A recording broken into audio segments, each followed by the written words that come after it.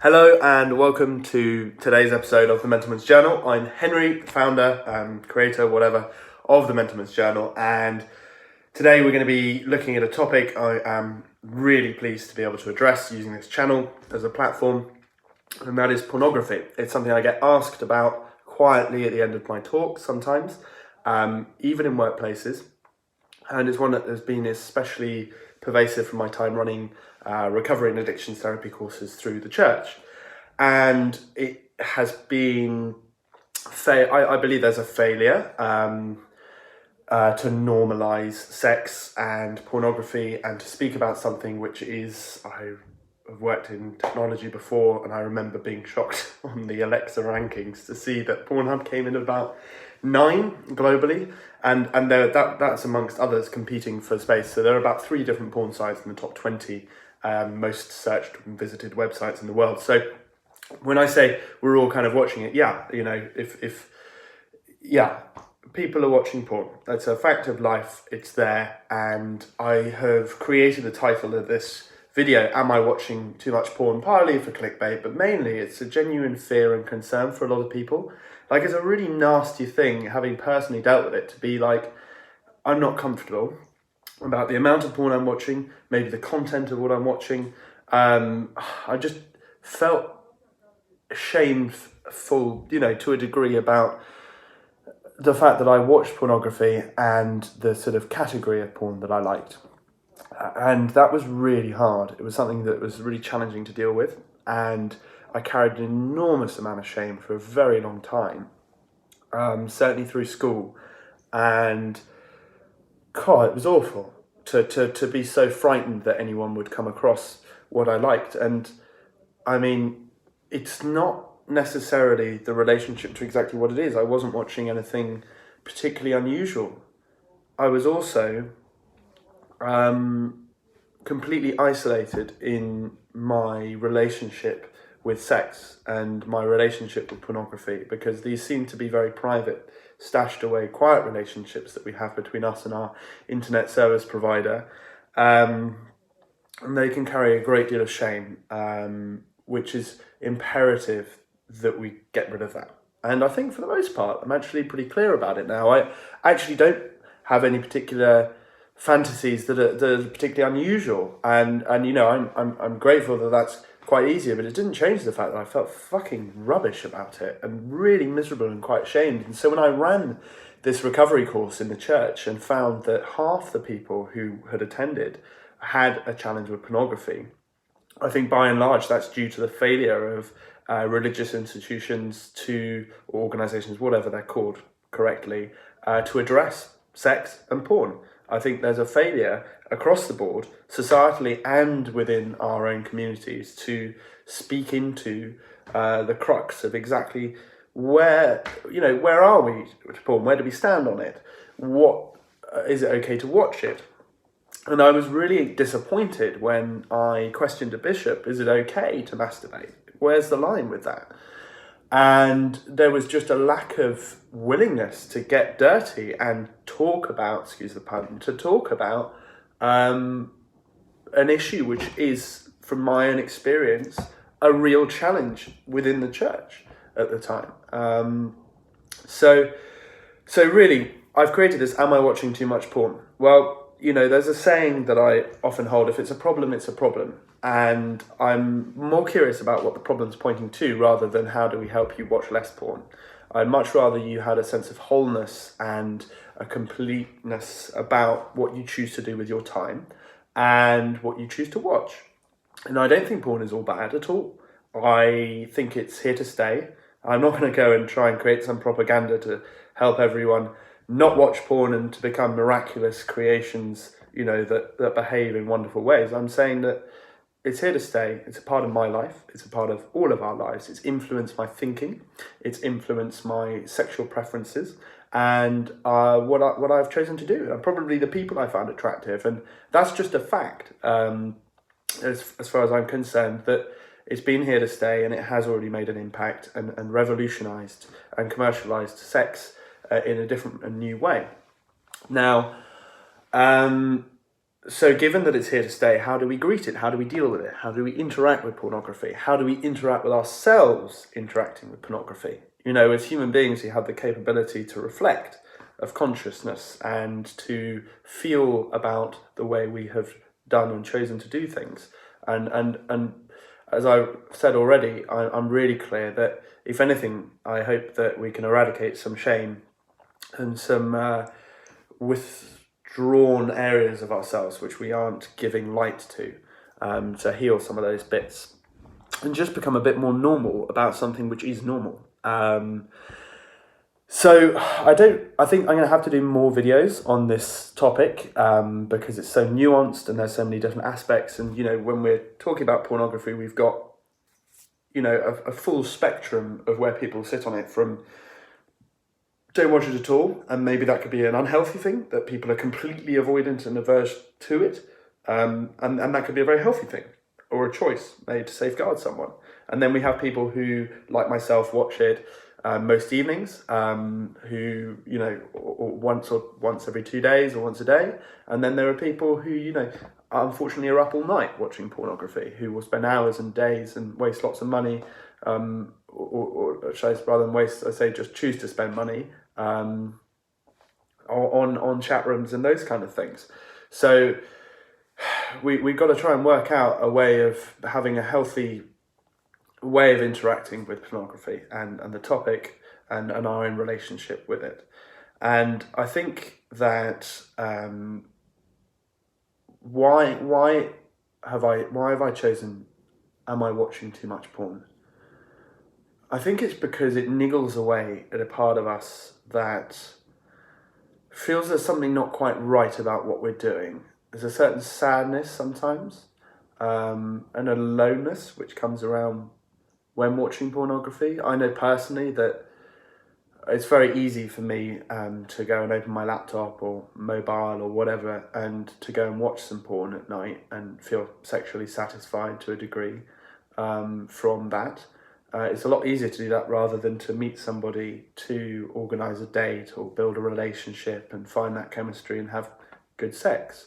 Because, I don't particularly want a relationship at the time being, and I'm not close to one. And I have sexual needs which I want to address, and in the most healthy way. And it is healthy to address one's sexual needs. I personally believe that there is a need there, which we have to understand intimately and have compassion for and act out on healthily. And pornography can be quite a good way of doing that sometimes, but obviously these things, like anything, alcohol, drugs, sex, all of these things, food, can become imbalanced, and we can develop unhealthy relationships with these things. And what is 100% going to stand in the way of us actually being responsible for the amount of porn we watch, the content, wherever it is, and the images that we choose to engage with online, we can be responsible is our sense of shame around it.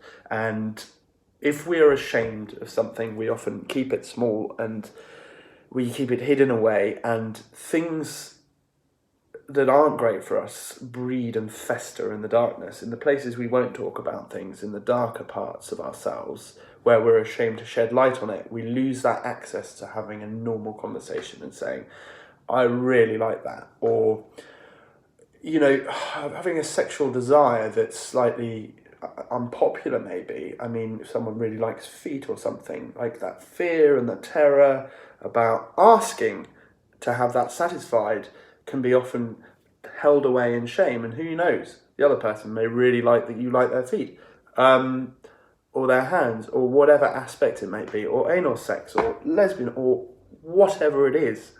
It really doesn't matter. It's just you don't really get a lot of choice over what you like. And that's really hard.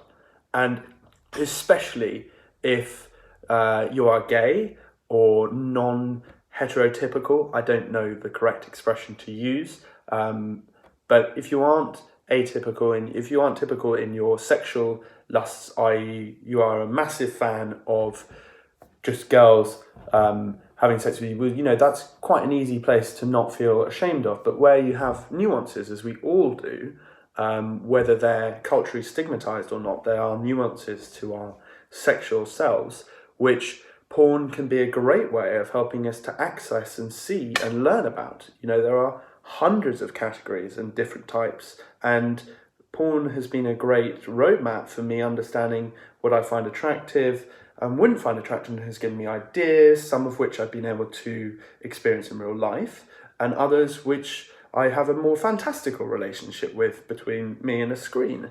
And I think if a moment came that I was comfortable and was able to ask to have those desires satisfied, that's really great. It's just that where we shelter those parts from other people and we are completely against, with almost DEFCON 4 terror of ever being exposed for who we really are and what we like authentically, we can recede and only know a relationship with those things that we like through a computer screen. And, look at the bloody number of views on the videos you watch. There's hundreds of thousands of views, millions maybe, so you're not alone. It's just difficult to conceive that. And there isn't a space really. I think us millennials and generations after are getting better at talking more openly, and I believe there is a quiet sexual revolution happening, not a loud, flamboyant one like a few decades ago. However, I think there is an awakening to how important sex is, and as a lot of the shame and stigma dissipates from our sort of social value system, we're able to experience some healing, but we're a very, very long way off. And people of my generation, I'll speak for myself, coming from my background, there's a huge amount of shame and stigma attached to anything sexual among mates. And even talking about these things on a video, I believe that there are some people who will say, yeah, you shouldn't talk about that. You just shouldn't address that. And I mean, fuck that. I'm not going to not talk about something which is genuinely frightening to some people. The whole point of a great conversation is that we're able to address something that we wouldn't have addressed anyway. And I hope these conversations produce unpredictable conversations, unpredictable thought patterns where we are learning and thinking of new things. And I hope in some videos I'll be able to play devil's advocate a bit, so I can bounce back arguments. And I'm actually making a call out here right now for other people who have topics that they would like to talk through. Please get in touch with me in the comment section and let me know if there are things that you feel aren't being addressed, and I'll see if I have relevant experience or gravitas necessary to talk about them, and maybe I'm very happy to speak about them, do a video with that person. So do I think porn is bad? No, I think that it can be very unhealthy. In and of itself, it is just a thing. I don't think this cup of coffee, which I got from McDonald's, naughty me, is bad. I think that if I was to repeatedly hit someone, yes, it's not doing a great thing. Things in and of themselves are not bad. This delicious double cheeseburger from McDonald's, which I've half eaten, is not bad. There's nothing wrong with it. However, if I continue to eat this, and if I do that, my health will suffer and I will deteriorate in my well-being.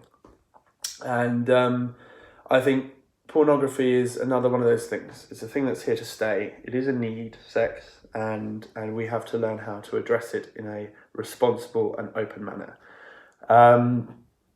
So I'm going to keep this video not too long. So in conclusion, this is the first of, I imagine, will be quite a few videos. Am I watching too much porn? But if there's a problem and this is picking up at an insecurity that you have, that's great. That's a pointer towards something you can look at having a more wholesome relationship with yourself about. Let's get engaged in this conversation. Let's talk about what we feel is healthy. And I know that some people going to orgies and having a laugh and doing those things is going to be healthy for them. And I know that provided, protection and all of the responsibility is taken. And I also know that somebody looking at images for them could be unhealthy for the relationship they wish to have with themselves. So you get to choose your parameters of what is healthy. And those conversations that you really don't want to have, I think there is a degree of, you want to be astute as to when you can speak about those kind of things. So choose your environment, don't set yourself up for rejection by speaking about these things in an inappropriate place. However, I think it's very essential you do find a place where you get to be known fully in this vital dimension of our personalities sexually. So I think it's really important we feel known and loved and accepted, most importantly by ourselves, with our sexual desires and needs and wants.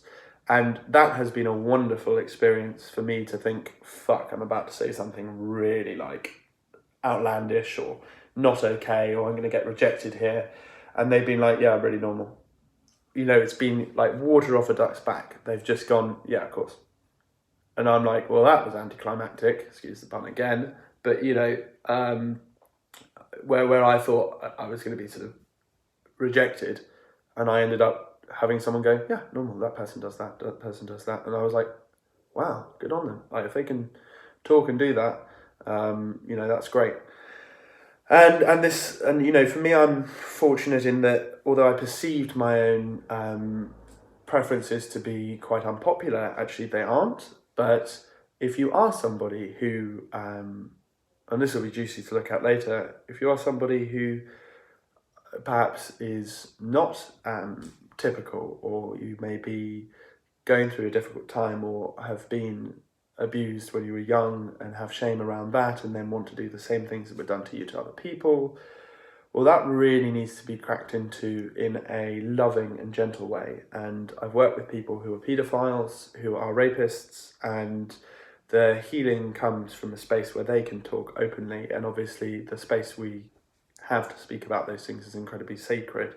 And in some settings, I'm bound by law and by policies that I have to report certain things. However, if I'm working with people who I'm not bound by those parameters, then I've watched people who have fascination and an attraction to underage sex be able to get healing in those areas, and to go on to experience a full life sexually, and to have normal, happy relationships. And yes, a lot of that is going to be carried, and there will be those challenges. But shaming our own desires, what we choose to do with our time in any area of our life, and particularly when it's so intimate with sex, is a really harmful and corrosive thing for the spirit. Thank you for listening to me warble on about something which I can't wait to break down into smaller parts. Am I watching too much porn? If it's a problem, it's a problem, but we'll look at whether the problem is literally I'm just not happy with the amount of time I'm spending doing something, to I have a huge amount of shame. Is anyone else doing it? And, if people comment back, it's just a really normal thing that's a part of our lives that we have to learn to embrace and speak about in a healthy way, so it doesn't come out sideways, and so we don't shame other people and we don't shame ourselves. So I look forward to re-engaging on this topic, and thank you very much for tuning in. If you'd like to hear me speak about more topics like this, join in the discussion about mental well-being and health for men, finding our way through life and whatever it is, well then please subscribe, because I'll be producing content regularly, 1-2 videos a month or so, and they should be able to tackle and address some of the really challenging topics that many people will want to steer clear of. So look, thanks very much. I'm Henry, founder of Mental Men's Journal, and I wish you all a good week.